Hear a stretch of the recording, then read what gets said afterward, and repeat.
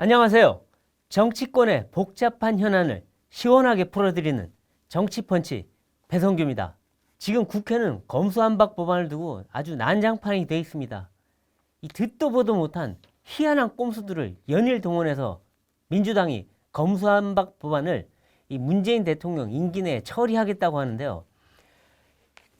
이 법안들 정말 저희가 제 기자 생활하면서 정말 20년 넘게 동안 아무리 해도 본 적이 없는 희한한 일들이 벌어지고 있습니다. 과연 이 검수완박 법안 정말 처리가 될지 어떨지 주목되는 상황인데요. 오늘은 국회 상황을 이 김경화 기자를 모시고 한번 얘기 나눠보겠습니다. 안녕하세요. 안녕하십니까. 네, 지금 민주당이 정말 거의 꼼수완박이라 할 정도로 별별 수를 다 쓰고 있는데 네. 저도 국회 출입 오래 해봤지만 이런 수는 저도 보다 처음 보는 것 같아요. 근데 이거는 정말 법안 취지고 뭐고 다 깡그리 뭉개버리고 그냥 자기들 마음대로 하겠다는 건데, 근데 정말 꼼수 대마왕, 정말 꼼수 끝판왕 얘기할 수 있겠는데, 지금 위장 탈당이라는 네. 이 수는 저도 못 봤는데 이건 어떻게 하겠다는 겁니까? 이거 민주당 의원들도 다선 의원들도 이런 수는 처음 봤다라고 얘기할 정도로 굉장히 네. 특이한 아주 신박한 아이디어를 내놓은 셈인데요. 어제 이제 민주당 민형배 의원이 탈당을 했습니다. 네. 이거는 민주당은 내부적으로는 이제 법사위에 이 검수완박법이 올라가 있을 때 이게 네. 안건조정위라는 데 회부가 되면 이 안건조정위 회부를 무력화시키기 위해서 무소속 의원 한 명을 이용을 하겠다. 그런 계획을 갖고 있었는데 그래서 무소속 양향자 의원을 그 카드로 쓰려고 했는데 그죠. 사보임까지 했죠. 그렇죠. 네. 근데 이제 양향자 의원은 원래 민주당 소속이기도 했었고 소속이었다가 무슨 이제 보좌관의 무슨 네. 이상한 성추물 성비위로, 때문에 네. 그 때문에 무소속으로 탈당했다가 네. 지금 이제 복당을 바라고 무소속으로 있죠. 네. 복당을 하려고 하던 사람이었죠. 네, 그래서 처음에 보임을 했을 때는 국민의힘에서도 굉장히 반대를 했어요. 근데 이 양향자 의원이 아무리 들여다봐도 이 민주당이 지금 추진하는 검수완박법은 문제가 있다라고 약간 양심 선언 같은 거를 했습니다. 네. 그래서 민주당이 그러면 양 의원이 우리를 도와주지 않겠다라고 판단을 하고 자당 의원 한 명을 탈당을 시켜서 무소속 의원으로 만든 겁니다. 안건조정위에 회부가 되면 안건조정위는 여당 3명, 야당 3명으로 구성이 되는데 그렇죠. 네. 이 4명이 찬성을 하면 이 법안을 통과시킬 수 있습니다. 그러니까 네. 여당 3명은 확보를 했고 네. 이 무소속 의원 한 명이 도와줘야지 이거를 넘길 수가 그 있는데 무소속을 야당이라고 친다 이거죠. 네, 그렇죠. 근데 이제 양향자 의원은 안 도와주고 국민의힘은 도와줄 리가 없으니 자기 당 의원을 무소속으로 만든 겁니다. 네. 그러니까 아주 신박한 수죠. 네. 이거는 사실은 말이 안 되는 얘기인데 여야 동수로 구성하라는 국회 선진화법 규정 자체는 사실은 여야가 합의해서 네. 90일 동안 아주 오랫동안 논의를 서로 해서 합의해서 처리하라라는 뜻으로 만든, 여야가 합의로 만든 법이에요. 네. 근데 이거를 자기들 마음대로 하기 위해서 자기 당 사람을 야당으로 만드는, 이게 말이 되는 얘기입니까? 솔직히 말하면 이거는 사실 국회 선진화법을 완전히 무력화시킨 거 아니에요? 네, 그렇죠. 이 국회 선진화법을 좀 살펴볼 필요가 있는데요. 이 국회 선진화법이 도입이 된 게 2012년 18대 국회 때입니다. 당시 네. 민주당이 87석의 야당이었어요. 엄청 소수 네, 야당이었죠. 네. 근데 그때 이제 이 집권 여당이 이제 수적 우세로 법안을 밀어붙이는 거, 입법 독재를 좀 막아보자. 우리 네. 이제 타협의 정치를 해보자는 취지로 이 법안을 도입을 해서 실제로 민주당은 이 법안에 아주 혜택을 받습니다.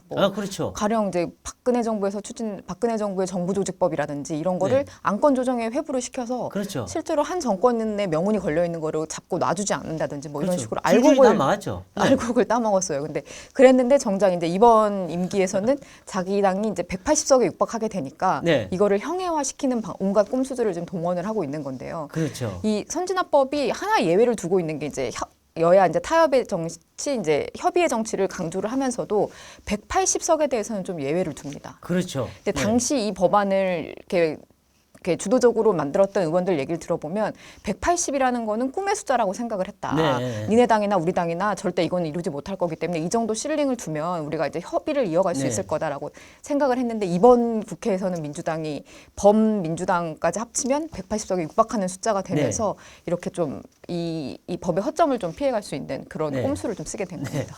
근데 정말 지금 이분들이 쓴 그 꼼수를 보면 네. 이 180석이 아니라 150석만 돼도 자기들 마음대로 뭐든지 처리할 수 있는 길을 만들었어요. 솔직히 말하면. 그러니까 이 안건 조정위를 이렇게 무력화시키면은 그냥 무소속 하나 만들어서 안건 조정이 통과하면 되고, 그럼 상임위 통과하고, 그럼 본회의에서도 필리버스터도 회기 쪼개면 다 막을 수 있고. 네. 그러니까 이거는 180석의 의미가 아예 없어진 거예요. 지금 보니까 네, 네. 자기들이 만든 법을 자기들이 완전히 무력화시킨 건데, 이래놓고도 이게 무슨 민주주의라고 얘기하는 거 보면 이 사람들은 정말 제정신인가 하는 생각이 듭니다. 예? 국민들이 볼 때도 정말 우스운데 자기들 우습지 않은가 봐요, 이게. 그런데 이 회기 쪼개기라든지 이런 꼼수 탈당 같은 경우도 굉장히 공공연하게 얘기를 하고 있거든요. 그러니까 약간 지금 이 검수완박법을 이번 문재인 대통령 임기 내에 통과시켜야 된다. 이거에 지금 그 목표만 보고 네. 지금 달려가고 있는 상황이라서 회기 쪼개기 이런 말을 공공연히 한다는 게 기자들로서도 좀 이런 얘기를 이렇게 해도 되는 건가라는. 그렇죠. 네네. 부끄러운 줄 알아야 되는데 네. 부끄러운 줄도 몰라요. 근데 이렇게까지 이 무리를 해서 국민들의 비난을 자초하고 법 쪽에 모든 시민단체 각계각층이 다 비판하는데 오로지 자기들만의 세계에서 이렇게 밀어붙인 이유는 정말 뭔가 궁금해하는데요. 정말 이게 문재인 지키기, 이재명 지키기 이런 건가요? 그런 측면도 없지 않아 보입니다. 솔직히 민주당은 네. 이 대선 국면에서도 보면 검찰공화국이 될 수 있다 이런 걸 굉장히 큰 아젠다로 내세웠거든요. 네. 그러니까 윤석열 대통령이 되면 검찰공화국으로 갈 것이다. 검찰공화국이 되면 우리가 얼마나 핍박받겠느냐. 네, 그런 거를 그러니까 메인 아이디어로 내세웠던 당이니만큼 네. 이 문제에 있어서는 친문 진영과 친 이재명계 모두 약간 이해관계가 맞아 떨어지는 측면도 있는 것 같습니다. 그런데 이게 국민들하고 큰 관계도 제가 볼 때는 없어 보이는데 오로지 자기들 비리가 드러날까봐 그런 거 아닌가 싶은데 오늘 양양재 의원이 정확하게 얘기했어요. 네. 양심 선언을 했는데 주변에서 주변 여당 의원들이 그러더라.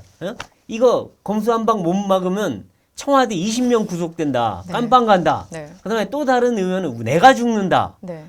아니 자기들 얼마나 비리를 많이 한 게 있어갖고 얼마나 잘못한 게 많으면 이렇게 겁을 내는 건가. 양양재 의원 말이 딱 알려주는 거예요. 지금 자기들 안 걸리려고 하는 거 아니에요? 그래서 국민의힘에서도 지금 양심 선언 나왔다. 그게 이제 이 드라이브의 핵심이다라는 그렇죠. 지금 지적들을 하고 있는데, 뭐 물론 청와대도 그렇고 민주당도 그렇고 청와대는 특히 윤석열 정부로 넘어가서 현 정권에 대한 수사가 시작되더라도 전혀 거리낄 게 없다라고 주장은 하고 있습니다.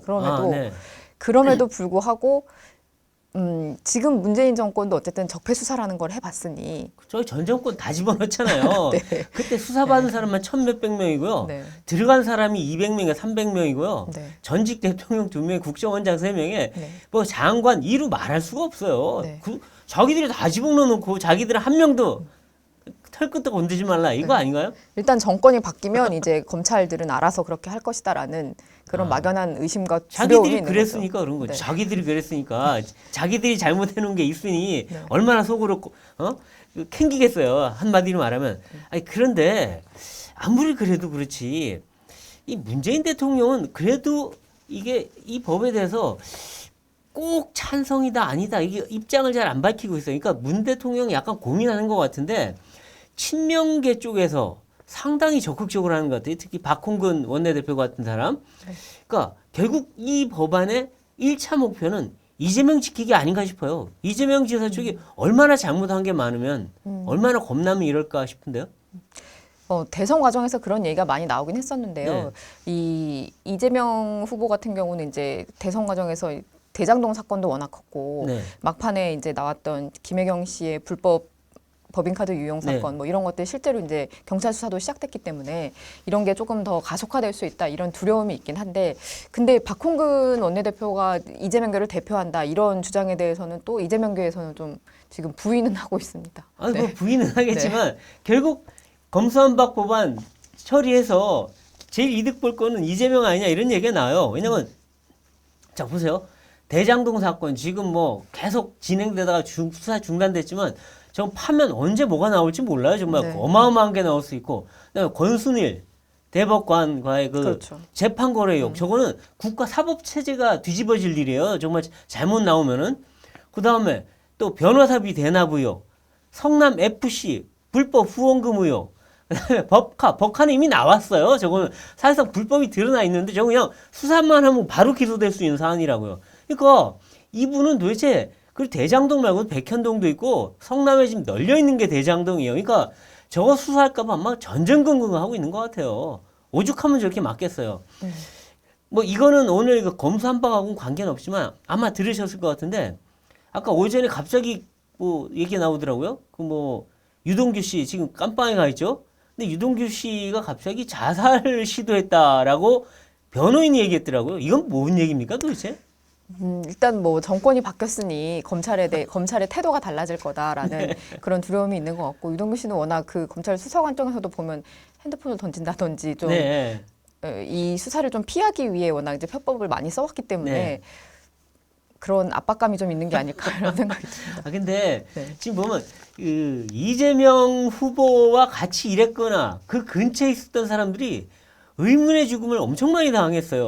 어떤 사람 갑자기 돌연사하고 2명은 자살을 하고 그다음에 지금 이것도 또 자살 시도 얘기가 나오는데 물론 법무부는 부인을 해서 수면제를 그렇게 다량으로 들어갈 수 없다라고는 했는데 그럼 변호사가 거짓말한 건가? 변호인인데 그러니까 도대체 이재명 후보 주변에 있는 사람들은 사람들 주변으로는 사신의 그림자가 얼쩡얼쩡거려요. 이게 정말 어쩌다가 이렇게 사람들이 많이 죽어나가는지 정말 겁날 정도인데 이번도 또 가장 중요한 증인이 유동규 씨 아니에요. 또 이분도 뭐 어느 순간 갑자기 비명 행사하는 거 아닌가 그런 걱정이 들어요. 너무 좀 참혹한 얘기라서.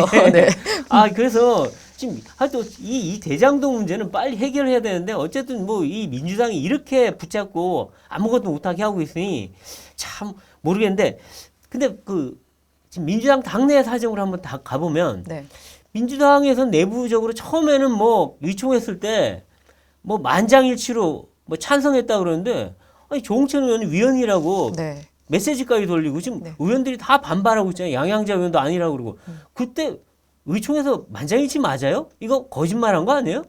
당시 의총이 4시간 정도 진행됐는데 참여했던 의원들의 얘기를 들어보면 처음부터 생각보다 신중론 반대론의 입장에 선 의원들이 많이 나와서 자기들도 놀랐다 이런 얘기를 많이 했습니다. 뭐 저희가 취재한 바로도 신중론의 입장을 편 의원들 이렇게 확인을 한 의원들 명단만 해도 한 8, 9명 정도가 되거든요. 20여 명이 이제 토론에 참여를 했고 실제로 이제 우려를 표한 의원들이 이제 8, 9명 정도 되는데 이제 시작부터 그런 신중론 반대론 입장이 나오니까 이제 후반부로 가면서 철험회를 중심으로 해서 이제 찬성론의 입장에 있는 사람들이 의견을 막 개진하기 시작했고 그 분위기를 타서 아 그러면 우리 이제 찬성 쪽으로 하자. 그래서 이렇게 그렇게 만장일치로 이제 결론을 내는 식으로 이렇게 됐는데 그렇게 하는 걸로 하자. 근데 그 맥락을 좀 보면 아무래도 지도부가 특히 여기에 좀 의지를 갖고 있고요. 지도부 중에서도 윤호중 비대위원장과 박홍근 원내대표가 의지를 갖고 있고 비대위원 중에서도 반대하는 의원들이 많긴 합니다. 그래서 실제로 이 논의가 좀 며칠 안 남긴 했지만 좀 진행되다 보면은 좀 그러니까 중재안을 내놓는다든지 조금 더 다시 짚어볼 점이 있다라고 지적을 하는 의원들이 나올 것으로 좀 예상을 됩니다.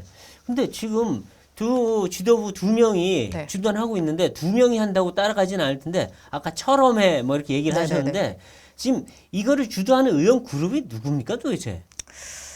철험회가 이제 강성의 초선 의원들 중심으로 강성 초선 구성이 돼 있는데 뭐 지금 법사위에 들어가 있는 뭐 김용민 의원, 최강욱 의원 이런 분들이 대표적인 인물들이고요. 계속 이제 검수완박 그 검찰 개혁에 대해서는 일관된 입장을 내셨던 분들인데 이분들이 뭐 이번 원내대표 선거에 있어서도 이제 원내대표 후보군들을 찾아가서 검수완박 검찰 개혁을 마무리 지을 것이냐 이거를 따져 물었다고 하더라고요. 후보들이 일일이 찾아다니면서 그래서 실제로 여기에 호응해준 원내대표를 지지하기로 본인들끼리 결의도 했고 그래서 박홍근 원내대표도 그거에 올라타서 이제 좀 된 경향도 있고요. 이게 민주당 지지층들이 왜 그 집단적으로 의원들한테 문자 보내고 질의서 보내갖고 답 안 하면 너는 나쁜 놈 막 이렇게 찍어가지고 이 공격하는 그 행태를 지금 초선들이 똑같이 하고 있는 것 같네요 보니까 옛날에 이 열린우리당 때도 똑같은 일이 벌어졌었는데 하여튼 이쪽 민주당 계열 이쪽은 하여튼 친문들은 왜 이런 행태를 보이는지 모르겠어요. 친문이나 친명이나 자기들이 생각한 대로 어떻게든 끌고 가서 상대방을 핀치로 몰아넣고 공격해서 자기들 뜻대로 관철하는 것 같은데 이런 소수의 강경파들이 이 당을 휘두르다 보니 이런 말도 안 되는 코미디 같은 일이 벌어지는 거 아닌가 하는 생각이 좀 드네요. 네, 지금 뭐 여당은 밀어붙이겠다고 하고 있는데 그럼 야당은 이걸 막을 방법이 하나도 없는 건가요? 네, 일단 법사위 통과까지는 막을 방법이 없습니다. 아, 그렇고 네. 법사위는 그럼 안건 조정이 자기들 마음대로 구성해서 네. 처리하고 내일 뭐 또 본회의까지 열자고 하고 있다고 하는데 네. 그럼 본회의 열면 필리버스터가 들어가는 건가요? 네, 일단 국민의힘이 필리버스터를 신청을 할 걸로 보이는데요. 네. 이 필리버스터는 말 그대로 무제한 토론입니다. 네. 이거 끝날 때까지는 끝난 게 아니에요. 네. 쭉 해야 되는데 이 필리버스터를 끝낼 수 있는 방법이 몇 가지 있긴 합니다. 네. 그 중에 하나가 180석이 찬성을 하면 끝낼 수 있는데 네. 현재 민주당 의원들 전체가 참석을 하고 또 무소속 친민주당 무소속 의원들을 설득을 해서 닥닥 끌고 모아도 179석이 맥시멈 네. 교묘하게 179석이 네. 맥시멈이 되고요. 그래서 이 안은 일단 안 된다고 보고 네. 이제 그리고 이제 다음에 쓸 수 있는 카드가 이 회기 종료인데요. 네. 회기가 끝나면 이제 필리버스터 중에 이거를 뭐 1, 2년을 할 수는 없으니까요. 그렇죠. 필리버스터 중에 회기가 끝나면 이제 그 다음 본회의에서 이 해당 안건을 자동으로 부의하게 되어 네. 있습니다. 그래서 그러면 필리버스터 중에 회기가 끝나게 만들겠다. 이게 네. 이제 민주당 작전인데 네. 그 말씀하셨던 회기 쪼개기 살라미 작전이 됩니다. 그럼 회기를 쪼개려면 국회의장이 쪼개줘야 되죠. 네, 도와줘야 되는 네. 거죠. 그럼 박병석 국회의장은 어떤 입장인가요? 박병석 국회의장이 사실 다음 주부터 원래 23일에 이제 출국 예정이었는데요. 그렇죠. 그러니까 미국, 캐나다 출장 예정이었는데 그래서 이거 안 하고 도망가려는 거 아니냐, 뭐 이렇게 이런 얘기들도 그렇죠. 나오곤 네. 했었는데 박병석 의장이 일단 이 일정을 취소했습니다. 그래서 본인이 끝까지 의사봉 쥐겠다라는 의사를 밝힌 건데요. 그렇죠. 그러면 회피는 아닌데. 네. 근데 의사봉을 쥐고 쪼개주느냐 안 네. 쪼개주느냐인데 어느 쪽입니까 도대체? 민주당을 돕겠다라든지 이걸 저지하겠다든지 그런 표현을 일절 안 일단 안 하고 하고. 있긴 한데요. 네. 근데 박병석 의장은 본인이 이제 국회의장 시절의 일을 돌아보면 이제 네. 여야의 합의 정신, 합의해와라 계속 이런 네. 중재를 주문해 왔기 때문에 네. 일단은 그런 스탠스를 좀 취할 것으로 보입니다. 작년 8월에 있었던 언론중재법 때도 네. 이 박병석 의장이 끝까지 그러니까 본회의 목전에 와 있는 언론중재법을 네. 상정을 시켜주지 않아서 네. 결국 이게 불발됐었거든요. 그래서 아. 당시 이제 모 민주당 의원이 이제 욕설을 의미하는 그런 글을 남기기도 하고, 그러니까 내부적으로도 친정인 네. 민주당에서도 이제 공격을 받았던 측면이 있어서 네. 국민의힘은 약간 아직 그런 부분에 기대를 걸고 있긴 합니다. 근데 또 박병석 의장이 처리해 준 것도 많아요. 네, 그렇죠. 그래서 지금 어느 쪽으로 갈지 모르겠는데, 네, 근데 뭐 처리를 안 해주면 이제 그걸로 상황 종료인데 네, 네. 처리를 해줬을 경우에 그 다음에 이제 문제가 또 이 문 대통령의 거부권 행사인데 네, 네. 문 대통령은 또 애매하게 얘기했어요. 이분도 네. 애매해요. 지금 뭐 도대체 검찰을 뭐 공정성을 의심받는다고 했다가 국회가 또 국민들 생각에서 하라 그랬다가 이분은 도대체 어느 쪽입니까 또? 네, 이제 민주당은 이제 5월 3일 국무회의에서 이제 공표시키는 게 목표인데, 네. 문재인 대통령이 최근에 김호수 검찰총장을 만나서 말씀하셨던 네. 그런 입장을 냈습니다. 너도 옳고 너도 옳다. 그래서 네. 약간 황희정식이냐 이런 얘기까지 나오고 있는데, 이 문재인 대통령을 아는 민주당 의원들 얘기로는 문 대통령의 성정에 비춰봤을 때 이 정도 네. 입장 표현을 한 건 네. 민주당의 속도 조절을 주문을 한 거다라고 아. 해석들을 하고 있는데요. 또 근데 문제는 민주당 지도부는 그렇게 해석하지 않고 네. 이 통과까지는 뭐 그냥 이렇게 바라보겠다. 국회의 시간이다. 이런 의미로 우리는 이해하고 있다라고 얘기를 해서 일단은 좀 더 지켜봐야 될 것 같습니다. 근데 민주당 의원들은 사실 문재인 대통령 임기 내내 이제 문재인 대통령의 이런 애매모호한 태도가 당의 부담이 됐다. 그래서 본인이 결자 해제하는 차원에서 이 건에 대해서는 제대로 이야기를 하는 게 옳지 않겠냐 이런 얘기를 하는 의원들도 상당히 있습니다. 그렇죠. 아니 문 대통령은 자기가 폼나는 일에는 말하지 않아도 나서서 자화자찬하다가 네. 자기가 꼭 책임지고 입장을 밝혀야 될 때는 한 번도 나선 적이 없어요. 이분은. 그러니까 인기 없는 일은 절대 나서지 않아요. 아마 이분 이러다 또 마지막까지 흐지부지할지도 모르겠는데 뭐 어쨌든 법안이 글로 날아가면 입장을 밝히긴 해야 네. 되겠죠. 근데 그건 봐야 될 것 같고 지금 이제 검찰은 이것 때문에 난리가 나 있고 또 법 쪽에도 그렇고 뭐 각계각층에서 지금 난리가 나 있는데 일단 검찰은 뭐 고검장 회의 또 일반 평검사 회의 부장검사 회의 줄줄이 하면서 계속 반대를 하고 있는데 이 반대가 씨알이 먹히나요? 안 먹히는 경향이 있는 거죠. 일단 여당이 네. 아무 본척도 안 하고 있죠 네, 지금. 네. 네. 오늘도 국회의장 김호수 총장이 국회의장 만나기 위해서 지금 국회에 와 있는데요. 근데 이런 각급 단위의 이런 입장 표명이나 이런 게 다 사실 한 목소리이기 때문에 민주당으로서는 뭐 전혀 먹히지 않는 상황인데 네. 다만 이제 민주당이 주목하는 민주당 일부 의원들, 그러니까 신중론에 있는 의원들이 주목하는 지점은 뭐 민변이라든지 네. 참여연대라든지 친민주당 성향의 시민단체까지 이 부분에 약간 그렇죠. 문제 제기를 하고 있다는 점입니다. 그렇죠. 지금 뭐 검찰이 어차피 니네들 일이니까 그쵸. 니네 반대하지 하는데 대한변협, 민변, 네. 참여연대 등등 시민단체들이 타집 나서서 아이 172명 의원 전원을 고발까지 해버렸어요. 시민단체가. 그러니까 이런 일도 처음 보는데 그러니까 이거는 아마 부담스럽지 않을까. 이런 여론전에서 밀리는 것 때문에 혹시 포기하는 그럴 가능성이 있을까요? 사실 언론중재법 때랑 좀 비슷한데요. 네. 언론중재법 때도 민주당만 이거에 드라이브를 걸었지 야당들도 모두 반대했고 뭐 이해관계에 얽혀있는 언론사들도 이제 성향을 떠나서 모두 네. 반대했고 시민단체도 뭐 민변이든 참여연대든 이런 네. 친민주당 성향의 시민단체도 모두 반대를 해서 이런 게 좀 부담이 됐었거든요. 네. 사실 자기들 우군들마저 반대하는 거를 이렇게 밀어붙였을 때 그 네. 후폭풍을 감당할 수 있겠느냐 뭐 네. 이런 얘기들이 사실 지금 민주당 내에서도 나옵니다. 그래서 네. 이 부분이 결국 마지막에 이제 민주당이 다시 한번 재고하게끔 하는 그런 변수로 작용할 수도 있을 것 글쎄요. 같습니다. 지금 보면 친여 무소속들은 많이 떨어져 나간 것 같아요. 지금 보니까. 네네. 이거 뭐 시대전에 조정은 의원도 그렇죠. 비판하고 나갔고 양양재 의원도 그렇고 그다음에 이 여당 내에 약간 그 뭐랄까 중도파라고 할 수 있는 합리적인 말을 하는 분들도 많이 지금 반대 목소리가 많이 높아졌어요. 네. 지금 네. 박지원 비대위원장부터 시작해서 박용진 의원, 조응천 의원 뭐 줄줄이 지금 막 이런 분들이 한 10명 되지 않을까 싶은 생각이 드는데 네. 이게 자꾸 이탈하다 보면 나중에 아까 말한 그 지도부 2명과 철험에 이런 강성파만 이게 코어 핵처럼 남고 나머지 다 떨어져 나가는 거 아니에요 혹시? 오늘 양양자 의원이 50명 정도는 될 거다 민주당 내에서 그렇죠. 좀 부담스러워하죠. 네 그런 얘기까지 했는데요. 그런데 그 이 신중론 입장에 있는 의원들한테 그래서 네. 나중에 반대 투표할 거냐고 물어보면 그거에 대해서는 확답하지 않습니다. 아, 이게 그렇군요. 금태섭 의원 효과가 있어가지고 당론으로 결정된 법안에 반대 투표를 했을 경우 징계 사유가 되기 때문에 네. 그 부분에 대해서는 끝까지 이 소신을 이어갈지는 아직 미지수입니다. 아, 그렇군요. 네. 근데 그 김호수 총장은 처음에는 자기가 직을 걸겠다 하면서 사표를 던지더니 문 대통령 만나서 아무 소득도 없었는데 계속 계세요.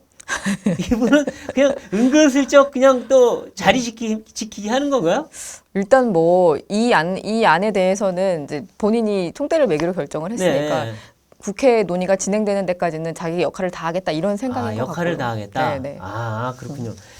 근데 이제 오늘 이런 와중에 보니까 이제 뭐 또 이 김용민 의원이 또 초강경파인데 여기에 네. 대해서 옛날에 윤석열 전 총장 김학의 연루 네. 의혹 나왔던 오보 네. 그 당신이 한 거 아니냐라고 네, 네. 또 공격이 들어갔어요. 네, 재심 사건 전문으로 유명한 박준영 변호사라고 네. 있는데요. 이 박준영 변호사가 페이스북에 올린 글인데 이 박준영 변호사와 이제 김용민 의원이 네. 당시 2018년, 19년 때 과거사 진상조사단에서 같이 활동을 네. 했는데 이제 그때 이제 윤석열 당시 검찰총장이 윤중천 씨한테 별장 접대를 받았다라는 그렇죠. 오보였어요, 결과적으로. 맞아요. 네. 그런 보도가 나왔는데 그거를 리크한 당사자가 혹시 당신이 아니냐. 그거를 확답을 할 수는 없지만 네. 그 맥락을 잘 알고 있었던 사람이 네. 워낙 소수이기 때문에 이 김용민 의원과 당시 진상조사단원이었던 이규원 검사가 네. 그 유출과 관련돼 있지 않느냐라는 의혹을 제기를 한 건데요. 네. 근데 뭐 김용민 의원은 이에 대해서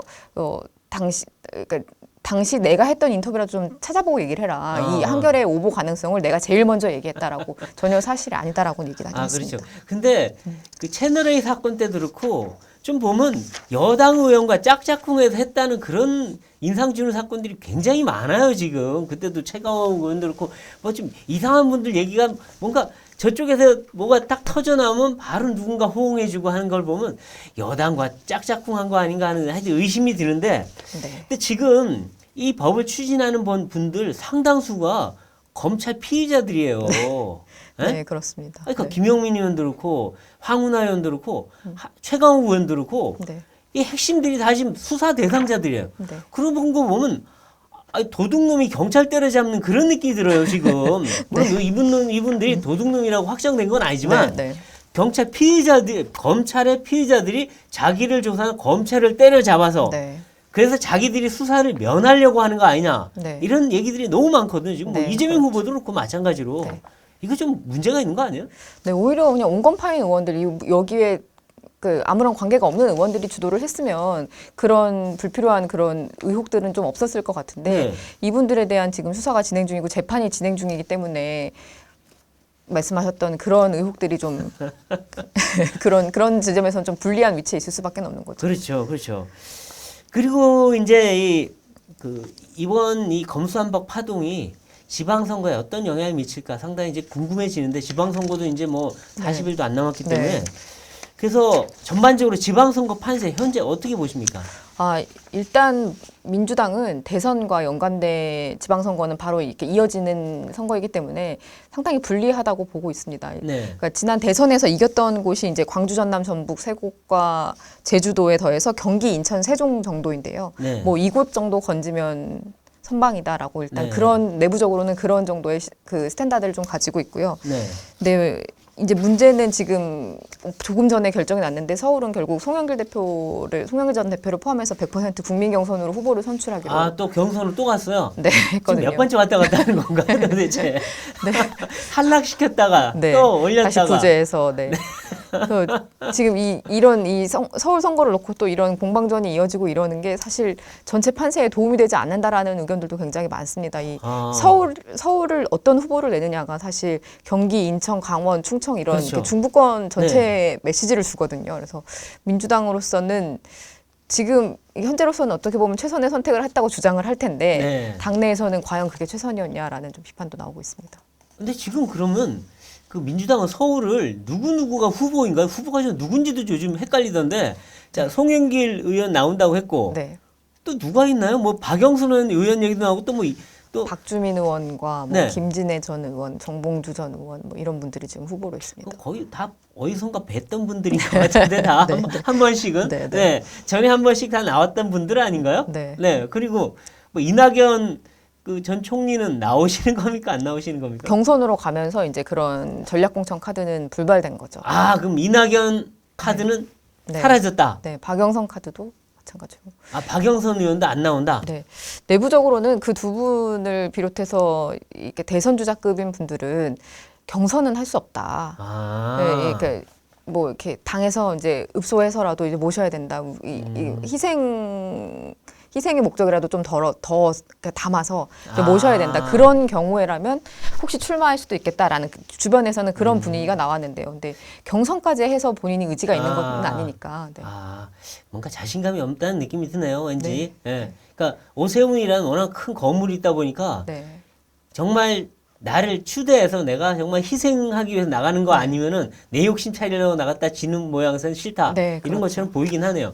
근데 경기도는 지금 어떻게 돼 있나요? 지금 저희가 사실 가장 관심 있는 게 경기도예요, 사실은. 네. 근데 누가 이길지도 여야도 아직 뭐 안개 속이고 네. 경선도 안개 속인데 네. 경기도는 지금 김동연 그리고 나머지 이제 이재명 후보와 친했던 뭐 안민석 그다음에 조정식 이런 염태영 염태영 네. 전 시장 뭐 이렇게 해서 이분들이 쫙 나오는데 누가 지금 유리한가요? 김동연 전 총리 부총리가 그래도 유리한 건가요? 네, 뭐 여러 여론조사 지표상으로는 김동연 전 총리가 좀 앞서는 것으로 나오고 있고요. 네. 이게 경선을 가봐야 알겠지만 민주당 내에서는 지금까지 이제 경선 결과들 대선 경선 때도 지켜보면 결국 당원 경선이나 이런 것도 여론조사를 따라가는 경향이 있어서 네.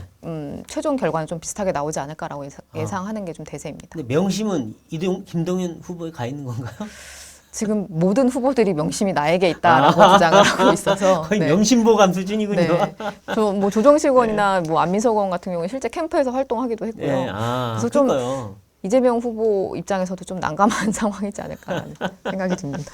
네. 근데 사실 경기도 이재명 후보 입장에서는 절대 져서는 안 되는 자기의 목숨줄하고도 관련돼 있는 건데, 자 저쪽에 유승민, 김은혜 두 후보가 이제 저쪽 경선을 치르고 있는데 최근에 양자 대결, 뭐 가상 대결 보면은 정말 막 박빙이에요. 막 이겼다 졌다 하는데 과연 경기도가 누굴 선택할까 좀 궁금하긴 합니다. 그러니까 뭐 사실 이재명 후보 쪽 민주당 측은 거의 전 조직력을 동원해서 하여튼 막아내려고 할 네, 거고 그렇죠. 이쪽은 뺏어오려고 할 텐데 네. 결과 어떻게 보십니까?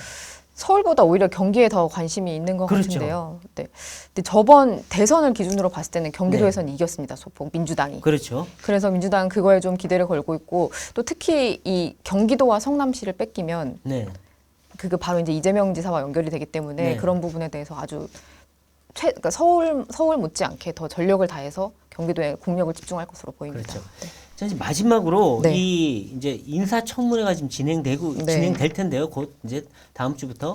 그래서 총리, 뭐 부총리, 각 장관 다 시작이 될 텐데 지금 뭐 이 민주당에서는 한덕수 네. 총리 후보자, 그다음에 이 정호영 복지부 장관 후보자, 그다음에 이 법무부 장관 후보자 네. 한동훈 이 세 명에 대해서 집중 공격을 하고 있어요. 네. 근데 지금 어쨌든 그 윤석열 당선인과 국힘 입장에서도 이 청문회가 되게 큰 고민이 되긴 할 거예요. 왜냐하면 장관 문제로 자꾸 낙마가 나오거나 뭐 네. 문제가 되면은 지방선거에 악영향이 갈 거 아니에요, 그죠? 네, 그렇죠. 그래서 정호영 카드 특히 정호영 문제를 어떻게 해결하느냐 때문에 갖고 되게 고민하는 것 같은데 네. 손절을 할까요? 아니면 끝까지 청문회까지 하고 아주 뭐 2주, 3주까지 끌고 갈까요?